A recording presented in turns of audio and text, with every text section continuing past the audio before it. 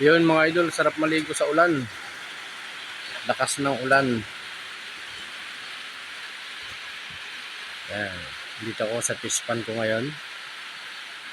At nagpapakain ng isda. Dito ako inabutan ng malakas na ulan.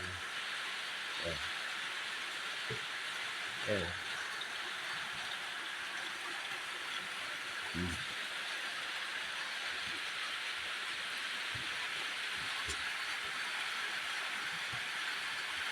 Hindi ako makatawid sa papunta sa kabilang bahay dahil umuulan na mga idol. Dito muna ako nagpalipas oras.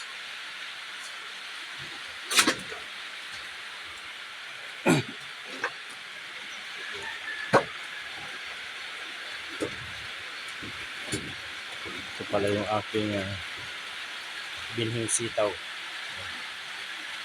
para ngayong tag-ulan. Bukas magtatanim na ako ng sitaw. Yan. Pwede na. Pangalawang ulan na ito mga idol. Kailangan natin makauna sa pagtatanim. Yan. Okay, ganito lang ating vlog. May ibon pa dito. Tumutunog. Bye.